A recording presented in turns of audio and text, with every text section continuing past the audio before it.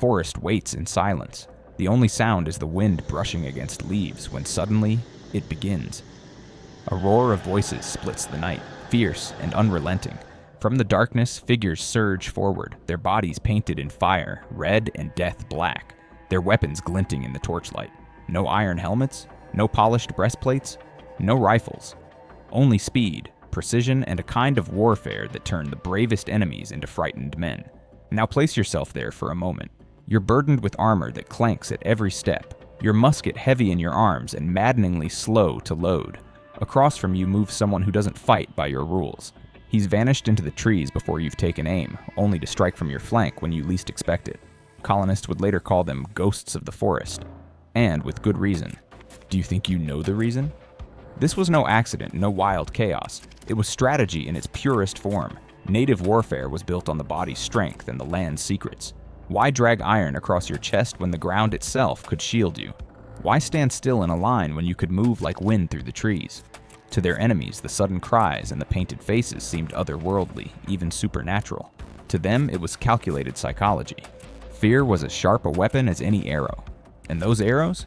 They weren't crude sticks. Some bows had the power to rival the famous English longbow, punching through hide shields and finding their mark with merciless efficiency. In close quarters, obsidian blades, sharper than steel scalpels, cut with surgical precision. War clubs finished the work, heavy, direct, and devastating. It wasn't elegance they sought, but certainty. Every weapon, every strike, every step carried purpose. To outsiders, fighting without armor seemed reckless, even suicidal. But for these warriors, survival was not about standing toe-to-toe. It was about never letting the enemy choose the fight. They fought as the land itself fought storms, sudden, furious, and impossible to contain. And that is how battles were won, not by sheer strength, but by shattering the enemy's nerve before the true killing began. Miss a single move in this world, and your village could vanish overnight. That was the reality. War, for native peoples, wasn't a matter of grand speeches or polished armies marching on open fields. It was intimate, sudden, and often terrifying. A raid at dawn could determine whether a community thrived or disappeared, whether children grew up with parents or without them. In such a world, fighting wasn't optional. It was survival itself. But war wasn't only about defending land and resources. It carried layers of meaning. Honor was tied to bravery in battle, and prestige often came not from wealth, but from the stories told around fires, who faced danger, who returned with captives, who risked everything for the safety of their people. To shrink from conflict wasn't simply a tactical choice. It could mean shame, loss of standing, and the quiet judgment of one's ancestors. Survival, honor, and identity were all bound together, inseparable as bone and sinew. Now here's the part that makes the history books blush. Europeans stumbling into this world often dismissed these warriors as primitive. To them, the lack of steel armor or gunpowder meant a lack of sophistication. Yet those same colonists soon discovered that facing warriors who struck fast, melted into the land, and reappeared from nowhere was far more unnerving than marching against a row of armored men. The so-called primitive methods were, in fact, highly refined systems of warfare.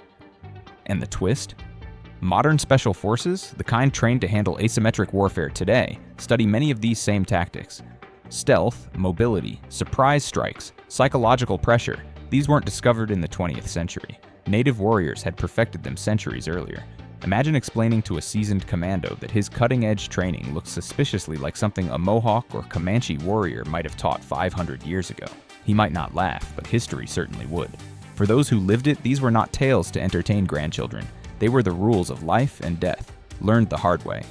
A single mistake, a wrong trail followed, a fire lit too bright, a guard who dozed off, could spell disaster for an entire community. That constant awareness forged both skill and resilience. In short, native warfare was not about being reckless. It was about being precise in a world where hesitation meant extinction. Imagine North America before contact with Europe. No horses pounding across the plains, no glittering iron swords flashing in sunlight, no smoke from gunpowder drifting over battlefields. Instead, there were vast prairies that seemed endless, forests so thick they swallowed sound, and rivers curling through the land like veins feeding a living continent. It was a world raw, immense, and unshaped by foreign machines of war. Here battles were not staged with drums and banners, where neat lines of men clashed in perfect rhythm. War was fought in the margins, among shadows, in sudden bursts of silence broken by chaos, and often in blood. A warrior's greatest weapon wasn't what he carried in his hands, but how well he knew the land beneath his feet. To those who fought, every grove of trees, every bend of a river, and every gust of wind was part of the battlefield. The atmosphere itself carried the weight of war. The smell of wood smoke clung to hair, clothing, and hides, a reminder that villages and camps were always vulnerable to fire. Faces were painted in bold streaks of red and black, colors not chosen at random, but carrying deep meaning. Red for war and blood, black for death, defiance, or spiritual power. These weren't just decorations, they were signals, a way of becoming something more than human, something that could inspire courage in allies and fear in enemies. And then there were the drums. Heavy, rhythmic, unrelenting. Not simply noise, but a heartbeat amplified, pounding into the night air. To a warrior, it stirred the blood and steadied the spirit. To an enemy, it was a promise. We are coming. One can only imagine how many sleepless nights were spent listening to that steady rhythm, each beat echoing in the chest like a countdown. But warfare wasn't just a test of courage or cunning. For many tribes, it was tied to the spiritual realm. Battles carried the weight of vengeance for old wrongs, the duty of protecting family, and the hope of proving oneself before both the living and the ancestors who watched from the other side. To fight was to take your place in a chain stretching back generations. And perhaps that's why, in this world without armor or gunpowder, courage mattered as much as arrows and spears. War was never only about killing. It was about meaning. And every warrior knew that. The first rule of native warfare? Strike unseen. If you could not be found, you could not be defeated. Warriors learned to read the land like a living book. A single bent blade of grass, a faint trail in the mud, or the way a flock of birds startled from the trees could reveal where an enemy had passed. To the untrained eye, it was nothing. To them, it was a story written in plain sight. Some could track a footprint across stone, following tiny fragments of dust or the faintest scuff left by a heel. Others could smell a campfire long before smoke became visible. This was more than skill. It was instinct born from a lifetime of living in step with the natural world, and silence was its own weapon. Warriors moved as if the forest itself carried them. Imagine a group of men slipping through tall grass, bows ready, and you hearing nothing, no snapped twig, no rustle, until it was far too late. Some scouts would shadow enemies for days, memorizing routines, waiting for that single moment of weakness. Then, without warning, an arrow would cut the air, swift and merciless. Panic spread before the enemy even understood what had happened. One man fell, another. Fires erupted in the camp. Horses spooked and bolted. In that instant, order collapsed. Fear did the work of arrows and spears, scattering soldiers who had never fought in such conditions. For those on the receiving end, it felt like being attacked by shadows. How do you fight men you cannot see, men who strike at dawn or midnight and vanish like mist? Europeans accustomed to open field battles were baffled. To them, this style seemed dishonorable, even cowardly. But in truth, it was brilliant.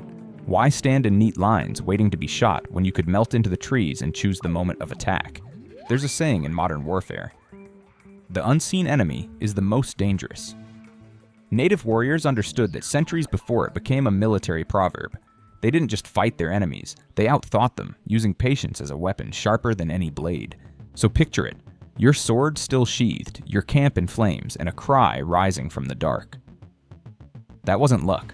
That was the art of surprise, mastered to perfection. Forget iron breastplates, speed was the true armor. In battle, weight was a liability. Native warriors understood that mobility meant survival, and their weapons reflected that principle. Take the bow, for example. These weren't flimsy sticks strung with twine. They were powerful tools crafted from hickory, Osage orange, or ash. Some bows had the strength to rival the famed English longbow, their arrows capable of piercing deerskin shields and burying deep into flesh. To underestimate them was to court disaster. And then there was obsidian, the volcanic glass prized across the continent. When chipped properly, it produced an edge sharper than surgical steel. A slash from an obsidian blade wasn't a jagged cut. It was clean, smooth, and lethal. Modern surgeons have even experimented with obsidian scalpels because of their unmatched sharpness. Imagine stepping into combat, knowing your opponent's stone knife could cut more cleanly than the steel blade at your hip. Close combat introduced even more brutal tools. War clubs, often carved from hardwood or studded with stone, could shatter bone with a single swing. The impact wasn't subtle. Accounts describe skulls split open, ribs collapsing, and enemies crumpling under blows so fierce they ended fights instantly. Lances and spears extended that reach, hurled with a precision that modern javelin throwers would envy. But weaponry wasn't just about function, it carried symbolism. Warriors painted their bodies not for vanity, but as living declarations. Red streaks signified war and blood. Black often symbolized death or spiritual strength. Each line and mark told a story: kills taken, visions experienced, blessings received. To face a line of painted warriors gleaming with sweat under the midday sun was to confront not only men, but symbols of power walking straight at you. These wars weren't about conquering empires or drawing borders on a map. There were no crowns, no marble thrones to defend. Instead, conflict was about survival, vengeance, and honor. A raid might begin in silence, erupt into chaos, and end before the enemy had time to gather themselves. Lightning strikes, swift, calculated, and often devastating, defined native warfare. Warriors appeared, struck hard, and then melted back into the wilderness as if the land itself had swallowed them. To European eyes accustomed to pitched battles, this seemed baffling. Where were the drawn-out sieges? The banners? The rules of engagement? But to native peoples, these rules were irrelevant. Why risk your life in a slow, grinding confrontation when you could finish a fight before it began? That logic is hard to argue with, unless, of course, you were on the receiving end. Sometimes the deadliest weapon wasn't a bow or a blade. It was fear itself. Long before the first arrow flew, battles were often decided in the mind. Picture a line of painted warriors, their bodies streaked in red, black, and ochre. Voices raised in unearthly cries that echoed like rolling thunder. The sound wasn't random. It was deliberate, calculated to rattle the spine of anyone within earshot. Imagine being in a dark forest, the firelight flickering, when suddenly a chorus of war cries erupted around you, piercing, rhythmic, and relentless. It wasn't simply noise, it was theater. Theatrics designed not for applause, but for surrender. A warrior dancing wildly in the flames, his face distorted by ash and paint, became something more than human. He became a specter, a vision meant to terrify. Even the strongest men, facing such a sight, could feel their courage falter. And then came the songs. Battle songs weren't cheerful campfire tunes. They were declarations. Each note was a promise, each chant a warning. To the enemy, they carried a simple message: you will not leave this place alive. To allies, the songs bound hearts together, reinforcing courage and unity. It was as if the very air vibrated with the certainty of victory, or at least the certainty of chaos. This psychological edge often broke morale before combat even began. Soldiers used to orderly lines and shouted commands found themselves unmoored, stripped of confidence. After all, armor protects the body, but nothing deflects the chill that runs through your spine when fear takes hold. Some Europeans dismissed these displays as superstition or savagery, until they experienced them firsthand. Once a company of disciplined men scattered into the night, running from shadows and voices. It became clear. The tactic worked. Fear had done what arrows and clubs might not need to finish. It's worth noting that this kind of psychological warfare still exists. Modern armies use intimidation, loud noises, even blaring music to unsettle opponents. But native warriors had mastered the art centuries earlier, with no electronics required. All it took was paint, rhythm, and voices raised in unison. For many enemies, that was enough. They didn't wait for the strike. They fled from the promise of it. And in warfare, sometimes that is the truest victory. When Europeans arrived, they brought with them an expectation of war that was centuries in the making. To their minds, a proper battle meant lines of soldiers standing shoulder to shoulder, drums pounding in rhythm, and banners flying high above the field. Order, discipline, and spectacle were as important as the fighting itself. So when they looked across the forests and plains of North America, they expected the same. What they encountered instead was something altogether alien. There were no tidy rows, no heralded charges across open ground. Instead, enemies melted into the trees, struck with sudden violence, and disappeared before a counterattack could even be organized. To the colonists, this was chaos. They scoffed, calling it undisciplined, even cowardly. But reality has a way of silencing arrogance. Settlements burned to the ground in the night. Caravans traveling forest trails vanished, leaving only broken wagons and silence behind. Soldiers trained to hold formation collapsed under relentless hit-and-run raids, their muskets too slow to match the speed of arrows and ambushes. What once seemed laughable quickly became terrifying. And here lies the secret to native resilience: adaptation. Tribes did not cling blindly to old ways. When horses, introduced by the Spanish, spread across the continent, they were quickly woven into warfare. Entire cultures of mounted warriors emerged on the plains, transforming raids into lightning-fast strikes that reached across enormous distances. When firearms arrived, they too were adopted, but never in a way that abandoned traditional tactics. Instead, guns and horses became new tools layered onto the foundation of stealth, speed, and intimate knowledge of the land. This hybrid style of warfare baffled armies for centuries. European commanders struggled to adjust. They could win a pitched battle, but then lose their supply lines in the dark of night. They might claim victory on paper, only to find their men bleeding out in endless small skirmishes. It was like trying to hold water in your hands. The tighter they squeezed, the more slipped away. Far from being primitive, native warfare proved remarkably modern. The lesson was simple: don't fight your enemy's war, make him fight yours. And in the forests, on the plains, or along winding rivers, the rules were never written in neat lines of soldiers. They were written in ambush, adaptation, and survival. Today we call it guerrilla warfare. Hit fast, disappear, bleed your enemy slowly. From Vietnam jungles to modern special forces, echoes of native strategy live on. What was once dismissed as savage is now recognized as brilliant adaptation. Warfare designed not for castles and kingdoms, but for rivers, plains, and forests. The myth was that they lacked armor and guns. The truth? They didn't need them. So, how did Native Americans fight wars with no armor, no guns, and no mercy? By mastering stealth, speed, and fear itself. Their greatest weapon wasn't steel or gunpowder. It was the human mind, sharpened by generations of survival. Now the question is, would you have survived a raid like this? Which tactic shocked you most? The silence before the ambush, the weapons sharper than steel, or the terrifying war cries in the night? Drop your thoughts below, like and subscribe, and let's see who among us might have lived through the battlefield of another world.